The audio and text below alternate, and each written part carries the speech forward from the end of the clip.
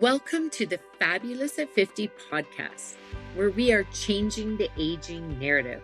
I'm your host, Joanne Neweduk, and I'm thrilled to bring you stories that matter and celebrate your place in the world. As an advocate for lifelong learning, health, and women's empowerment, I believe it's never too late to live the life you've always imagined. Through lively and informative interviews with inspiring guests, we'll explore a wide range of topics relevant to our global sisterhood of vibrant, inquiring women just like you. Join me for today's episode, and let's start changing the aging narrative together. Hello, and welcome to today's episode. We have such a meaningful topic that we're going to talk about today, and I'm thrilled to introduce my guest. But first, I just want to share how we first met. It was a number of years ago through a mutual friend, and we met for lunch. And this woman was just such a kind, beautiful woman, and she had recently lost her husband. And my heart went out to her because it was a difficult time. And then I was over the moon to meet Janet again just this past year. She has been on such an incredible journey and now supports other people in their journey as they say goodbye to a loved one. She has become an end-of-life doula, and she's here today to share what does that mean, what does that entail, and to be open and vulnerable with her own journey. So Janet Pillay, welcome to today's episode. Thank you so much, Joanne. Thank you for having me and inviting me into your space. This is just a terrific opportunity. I appreciate it. Well, I so appreciate you being here. And I really do mean it when I say, like, my heart just swelled when I saw you within this past year at a networking event. In fact, I didn't recognize you at first. I was like not putting the pieces together until you started talking. I went, oh my gosh, I do know you. We met several years ago. And what I understand then is, you had lost your husband, and now you have transitioned to supporting others through this similar journey as an end-of-life doula. So why don't we kick off the show just like asking you, first of all, what is an end-of-life doula? I'm sure there's people out there that do not understand what that is at all. So I'm going to let you share that. Absolutely. So an end-of-life doula is someone who supports the dying and those who love them. It could be family, friends. And basically we come in before, during, and after a death to support people. Before could look like the planning. What do you want it to look like when you're dying, when you're on your deathbed? What do you want that to look like? Who do you want to be there? What do you want it to smell like? What music do you want playing? That type of thing. The during is about sitting with the person as they're dying. Some people call this sitting vigil. When they're actively dying, there's no point of return. Their death is imminent. This is a very sacred time. So it's beautiful and very honored. It's an honoring presence to be there in that space. And then afterwards is all about helping people heal their grief while they're in the bereavement period. So that's basically what an end-of-life doula does. I think that is amazing. As you know, I am an oncology nurse. That was the first job when I graduated like 35 years ago. Just celebrated my 35-year nursing reunion.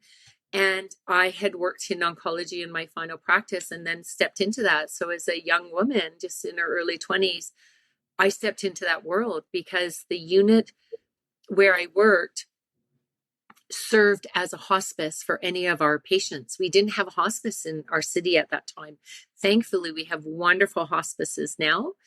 So I had the privilege, to see what you're talking about, to sit with people, to hold their hand as they were dying, or to witness family and support them. And it is so important because when we're in that moment, we don't necessarily have the skills. If we if we have not been through that before, how do we know what to do? People, are all over the place. So to have a calming presence, I think, let's highlight a little bit more about what you do, in the sense of, a lot of people think of, palliative care or end of life care is, we think of the nursing side of things, like the caring and the turning and the keeping them comfortable. But it's so important. Like, just touch a little bit more about sort of, it's more on the psychological and the comforting side of things. How does Right. that weave in with the family? Okay, so yeah, I mean, predominantly we're non-medical. Mhm. We provide non-medical support, so we don't administer, prepare any kind of medications. We don't give any kind of medical advice or diagnose any kind of medical conditions. Mhm. Um, we we support people holistically. So what's kept in focus is their emotional and especially their spiritual needs. Mhm. The thing is, in this society, um, death is seen as failure, and Mm. it's seen as something to be avoided. And I mean, even the Yeah. language supports it. My person, lost their fight with, I was cancer, just going to say, yeah, it's, or they're battling. My person is battling against something, but then so it's something that should be fought against. But end of life doulas, we understand um, that it's not failure at all. It's just completion of a life. It's coming full circle. mm, And wow, that one really hit. Like, oh, I'm going to get so, emotional here. That, I love that language. yeah, We talk about it being a transition, yeah, but I think that's the first time I've really hear, like, it's a completion. We have completed something, and it's not that we failed at something, it's now we have completed. And what beautiful languaging on that. Thank you. thank you. Um, so I mean, and also like in our culture, um, death has been sanitized. As soon as the person dies, they're whisked away. If you're in a hospital, they go down to the morgue. If they're in a hospice, you're just waiting for, the funeral home to like come and transfer the body. An end of life doula has the perspective of, you don't need to rush anything. You just take your time, Yeah. because this is so powerful. That time after somebody's taken their last breath, for family who are there, it is so powerful, and it helps them along the grieving, and helps them move forward when they are able to spend time, Yeah. because emotions are raw, Hmm. um, and heavy, and or it certainly can be. But an end of Yeah. life doula in that space, in that dying space, can make it something so completely different by Hmm. giving new perspectives and sharing. And the biggest thing we do is like advocate for and educate people, as far as, before, well, this is what it could look like. This is what it could smell Yeah. like. This is what Yeah. it may sound like. So when Yeah. you educate people, you're eliminating the fear, because then all of this, they understand what's happening with their person. And it just makes Yeah. such a huge difference to eliminate fear. It gives freedom for people to feel the love that is being crossed between everyone, really, in that space. That is beautiful. And I totally know what you mean by things have been sanitized. Is really, when you think about it, 100 years ago, I would say majority of people died at home. And now most people are off somewhere else. When people used to pass at home, and we are talking obviously about people that are either elderly and they're coming to the end of their life, or they have a terminal illness or something like that. Obviously it's very different when it's a traumatic death or an accidental death. But we are talking about more that natural progression and transition. And what I've it's not that I marvel at it, but I always, what's always amazing, and what I try and support any of the clients or patients I've worked with too, is how long it can take. It's not just, you see in the movies where it's like, oh, they take a breath and they close their eyes. That's not the transition. Typically, it can take a long time. I wanted, if I could, I just want to share a little story that I know you'll appreciate with my dad. And he passed away October of last year. And he was quite beloved he was only in this home for 8 months or so, but he was quite beloved. And I really came to appreciate that one of the directors there, like how much she had done. And she said, so often when somebody passes, it would be they're whisked out the back door. Let's not upset the people that live there. And her view is completely different. Her view is you came in the front door, you leave by the front door. And she felt that instead of just whisking and somebody's gone, is that they would have like a little altar or a little, place where they do a picture and they show who's passed. And that the other people that are in there would know that they're going to be respected and cared for. So when the funeral home comes to remove somebody, they're actually draped in a beautiful quilt that they have, and there's an honor guard, and literally the whole place shows up.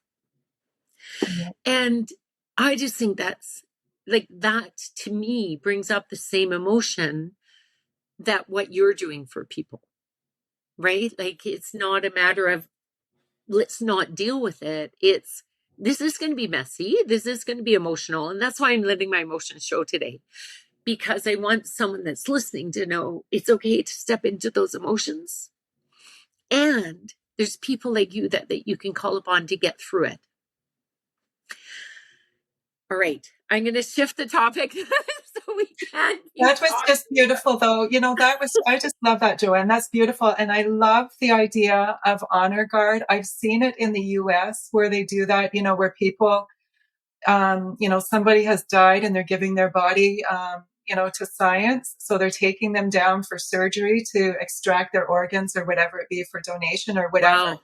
And I have seen like hallways full of all the, doctors and nurses and everybody doing the honor guard. And oh my gosh, I mean, it's overwhelming. It's just so overwhelming. I'll be honest, talking about it, I actually just realized that I think that welled up emotion in me even more than the funeral. By the time the funeral was, but that's several days later. I've had time to prepare and process, but in that moment, to see your loved one cared for that way Absolutely. Was like, yeah, really, really incredible. And I understand that just having somebody like yourself that can come and just hold that space for people so that they can grieve. And talking about that, actually, I holding space, that's something we talk about, and it's a common term, but I'm sure there's a lot of people that don't know what that means. Can you please explain that? Absolutely. Holding space is providing, it's compassionate, unconditional support. It's giving somebody your undivided attention. You're being fully present with them, and you're deep listening. That's the biggest thing that's required in holding space, is just to be fully present and deep listening. And what this does is it provides human connection on such a deep level that person who is suffering in some way, whatever way that they are suffering, they feel seen, they feel heard, and they feel understood. Yeah. And even people like terminally ill people that have gone through the system, they've been poked and prodded and tested, and all kinds of 10-cylinder names, words and this stuff flown at them and everything else. And I mean, they just the humanity has left the building. Yeah. So holding space for another is bringing humanity back into the space. That's beautiful. And it really is. I love the way you describe that, because we're not there when someone's grieving. And I mean, we could have a whole conversation just on grieving. Today, we're focusing more on what is an end of life doula. I want people to know that you can search this and maybe find someone in your area if you want someone to support you. And I'll get into some of the more businessy side of it or specifics a little bit. But that holding space is so important because it's not about cheering someone up. It's not about taking them out of the emotions they're having, but witnessing them and letting them know that it's okay no matter what they're feeling and going through. So very, very beautiful. And I something came to mind, but I didn't want to interrupt at the time. So when you were talking about how people talk about losing the battle or it's fighting against something and what, or giving up hope in some ways, and I'm like, oh, I don't, that language hurts, for this sacred time. And one of the things that I always say to people is, even when there's no cure, there's always space for healing. And that's what I see an end of life end of life doula being able to do, is help create that sacred space of healing relationships, healing of fear, healing just so many things that can still be healed. So truly, truly beautiful. Now I want to step into, we're about halfway through our conversation here, and I want to step in a little bit more to sort of the service per se. Like, I get the emotion of what you're doing, but I want people to truly understand that if they were going to avail themselves to a service like this, that they would know how. But first of all, I have heard and I've read there are different types of end of life doulas or different specialties within an end of life doula. Can you explain those? And do you have one that you specialize in? Yeah, there's end of life doulas provide all kinds of services. It really runs the gamut of legacy work. Mm. What kind of legacy do you want to leave behind? That could look like um, filming videos of people telling their stories, compiling Mm. books and stories, or compiling stories to make a book. Okay. All kinds of things like that. Other doulas are into advanced care planning, which is hugely Okay. important actually, but some really specialize in that.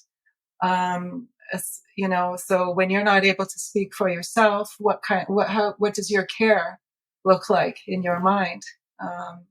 If you're in a car accident or something and you're in the ICU, do you want to be ventilated? Do you want, at what point of, do you want to have everything stopped?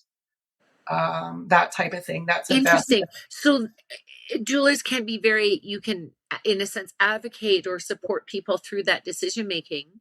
I want you to continue on that, but if you could at some point touch base on, when someone hires a doula, is it typically the person knowing they're at this stage or brought in by the family, or could it be either or both? Yeah, it can be all of the above. Okay. It can be all of the above. Typically, what happens is if a person has been diagnosed with a terminal illness, like everything's kind of been done, it's time you got to get your affairs in order, and they're given some sort of timeline usually. If people don't have a lot of family support, they'll reach out on their own. Okay. If they do, typically it's a spouse who's primary caregiver who will reach out. Okay. It could also just be a friend. The dynamics are just so all over the place. Mm-hmm. Like Mm-hmm. the LGBTQ community, a lot of them, they don't have a lot of like family, like blood people that support them. So there's all Right. kinds of chosen family that they have. So they may have like a friend or a partner or something reach out. Okay. Um, and would hire my services. And then of course, that they're typically they would be considered my client. Although the person dying is always kept in focus. They're the primary focus. Right. Right. Yeah. Fascinating. Yeah. And so you were talking, some of them do that legacy work and peace. What do you specialize in? So I do various things. I do mostly deal with people that are dying. I'm dealing like with the really messy stuff that, so I support people that choose MAID, for example, medical assistance in dying. My specialty itself is sitting with the dying, sitting with the actively dying. I intuitively calm them, Mm-hmm. and I really am bridging this life and the next with Mm-hmm. that calm, and it's intuitive work. Mm-hmm. When I'm alone sitting with somebody, if there's a family not available or they're just on a break or something, I work in silence, whether or not the dying person is responsive. I'm working in silence. Mm-hmm. When family is present, I so encourage questions so that Mm-hmm. they're going to be able to move forward easier, and make kind of like looking for more positive outcomes and better experiences. Mm-hmm. So yeah, so that's basically what I do. I do Yeah, it's so important. I have found over the years just the what has been reflected back to me, or I've heard other friends and family say, is that even when, if let's say a nurse or some sort of caregiver, whether it's the nurse or the personal aide or the personal service, where there's so many different names depending on where you live, and end of life doula, is that sometimes they don't always know the questions. It's good to ask the questions, but just if they speak, if they share, this is what could be happening. I know, if I go back to 2009, when my mom passed away in September of that year, interesting, on her 84th birthday. Like she was born and passed on the same day. And my sister and I were there, and my sister was very happy, very spiritual, very intuitive, and was, in fact, that morning I knew mom hadn't woken up the day before, so I knew it was going to be imminent. And before I even phoned my sister to say, I think you need to drive out, she phoned me and said, I'm packing the car. I dreamt about mom. I'm coming. Like, phenomenal. So people have that intuition. So I really encourage people to tap into it. But also, just if somebody has been through the experience, having someone like you to be able to share, or what's happening now, and turn to them and ask what's happening now, what can we maybe expect, like, that is so valuable. I'm going to change the topic just a little bit here, because it dawned on me that you know it's such a unique career that you're doing right now. I'm sure that when you were in grade 4 and the teacher's going, write about what you want to be when you grow up, this was not on your radar. This is not something we talk about. We don't talk about necessarily with children. Just briefly, can you share a bit of your journey? What made you become an end of life doula? Or what led you to become an end of life doula? That's probably better wording. okay. Well, my mom died in 2016, and my husband died just a little over a year later, in 2017. And with having been around both, I kind of saw where there was a lot of gaps, and there was a lot of questions, and there was a lot of kind of chaos in people's minds, and especially Mm-hmm. with my husband, because I was very, I was primary caregiver, and I was, to the doctor's appointments, every single one of them, and all his treatments, and I just saw everything. And I just saw, like, something could be like so much better. But even then, I wasn't really, it wasn't on my radar. Mm-hmm. After he died, it took me a couple of years to kind of, get a grip, and kind of think that I need to, like, get back into life somehow. What am I going to do? Yeah. So I started looking at volunteering, and so I started volunteering for Alberta Health Services for NODA, which is an acronym for No One Dies Alone. So basically, within the hospitals in the city, if there's somebody dying and there's no family, or the family's in respite, like having a break, I'm called in to sit with that person who's actively dying. And typically there's, 24 to 48 hours left, kind of thing. And Mm-hmm. so I started doing that, and I thought, And I remembered, how beautiful it was when my husband died. I was right there as he took his last breath. It was beautiful. And so to be able to sit with the actively dying, then, I mean, it was still that same experience, even though I didn't know them. Mm-hmm. And that part kind of really blew my mind, Yeah. But yeah, it was good. So You later on, definitely have a gift. You yeah, have a gift to be, to naturally, I think anyone can do it, but you have a natural gift to be able to sit in that energy, in that presence. yeah, yeah. And like, who knew that this would, like this was so, I mean, even for funerals, if there was like an open casket funeral, I was at the back and, saying, yeah, I'm good here kind of thing. Right. But now Interesting. like yeah, yeah. So I Yeah. mean, Yeah. So how does someone train to be considered, or is there training, like is there formal training to then call yourself a end of life doula, or is it something that you simply do and this is the title that gets given to it? yeah, no, there's there's training, there's formal training out there. There's all kinds of different training, different teachers. I went through the Douglas College out of BC. Okay. Yeah, there's lots of different courses that a person can do, and the teachers. So you just got to find what resonates with you. Some people are more into like nature and this type of thing, nature, Mm-hmm. ritual, which is absolutely. I mean, we all as humans depend on ritual for so many things. Absolutely. I think Um, that's something missing in our, quite often North American society is missing ritual. It helps us transition and work our way through different stages of life. We're exactly. getting close to the end of our call, and I know that we could absolutely keep on talking. I would love to invite you back in the future. There's a couple topics, like just talking about grief and going into that more, or talking about like the MAID programs. I know that's not available everywhere, but people are curious about it, and it can be controversial. The people have very strong opinions, but I think it's important. It's out there. It's part of what's going on. And I think it's really important for people to know what services they can avail themselves to and what goes on with that. So I'd love to have you back in the future. Thank But you. before you leave, I'm just wondering if you might have, say, 3 pearls of wisdom for anyone out there that is either themselves has a diagnosis that they feel will end their life sooner than they initially anticipated, or a family member. Um, I don't know that there's really three because everything just kind of goes into one. Okay, well, what's Really, your one big tip? my one big thing is just keep life simple. Simplicity is Mm, key. beautiful. Slow down. What's the race?